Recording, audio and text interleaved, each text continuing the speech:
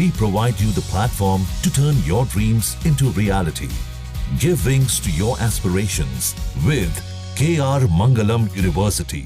माननीय रामलाल सुमन जी ने कहा है, रामजीलाल सुमन जी ने कहा है, वो इतना निंदनीय है, इतना बेशर्मी का वाक्य है, इतना ज्यादा घोर उन्होंने अपमान किया है देश के वीरों का। फिर कहना कि ऐसे वीरों के लिए मैं फिर ऐसे ही शब्द इस्तेमाल करूंगा, फिर इसी प्रकार से देश को बांटने की बात करूंगा, लोगों के ऊपर जो उनकी आस्था है उसके ऊपर ठोस घाव पहुंचाऊंगा, वो डबल वहमी है, डबल निंदनीय है। और मैं समझता हूं माननीय अध्यक्ष जी, अब समय आ गया है दुनिया को, देश को इस सदन से एक मैसेज जाए, इस सदन से एक आवाज गूंजे कि पूरा सदन एक आवाज में, एक स्वर में रामजीलाल सुमन जी के वाक्य को, उनके जो बात उन्होंने कही है उसको कंडेम करता है, उसको निंदनीय मानता है। माननीय अध्यक्ष जी, मैं आपकी बात का समर्थन करता हूं कि वास्तव में जो विषय है इसके दो पहलू हैं।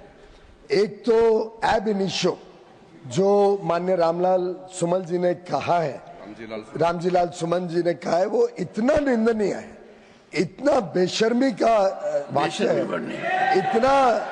इतना ज्यादा घोर उन्होंने अपमान किया है देश के वीरों का। और उसके ऊपर जब अमर्यादित जो उन्होंने वाक्य कहा है, वो पहली बात कहना ही गलत था, पर जैसा आपने ठीक कहा उसके बाद उसको दोहराना, to assert it second time over, to say on television so that the whole world sees it. देश नहीं, पूरी दुनिया देख रही है। आज हमारा सदन हो, हमारा पब्लिक डिस्कोर्स हो, पूरी दुनिया में उसकी गूंज उठती है। फिर कहना कि ऐसे वीरों के लिए मैं फिर ऐसे ही शब्द इस्तेमाल करूंगा, फिर इसी प्रकार से देश को बांटने की बात करूंगा, लोगों के ऊपर जो उनकी आस्था है उसके ऊपर ठोस घाव पहुंचाऊंगा, वो डबल वहमी है, डबल निंदनीय है। लेकिन सर, एक तो वो पहलू है, उसके ऊपर तो कोई कुछ कह नहीं रहा है, ना लीडर ऑफ ऑपोजिशन, ना सुमन जी खुद, ना राम गोपाल जी। लेकिन अध्यक्ष जी, ये भी इक्वली निंदनीय है कि लीडर ऑफ द ऑपोजिशन, इतने वरिष्ठ राजनेता होने के बावजूद इसको एक ऐसा ट्विस्ट देने की कोशिश कर रहे हैं जो बार बार ये करते हैं।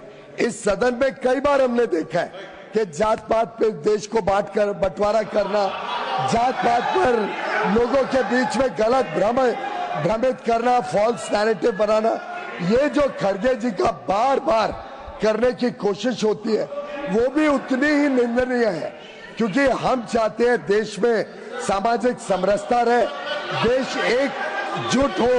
लेकिन ये जो इनकी मंशा है, ये मंशा भी आज एक्सपोज हुई है।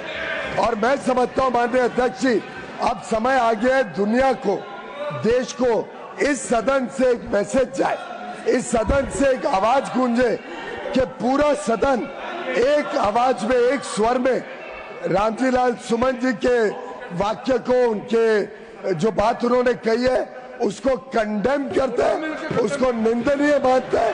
और पूरा सदन एक आवाज में दुनिया को बताए कि ये देश की ताकत, हमारी एकता और एकजुटता पे कोई व्यक्ति आहत नहीं पहुंचा सकता। ये कंडेम करने का दायित्व आपकी अध्यक्षता में इस रामजीलाल सुमन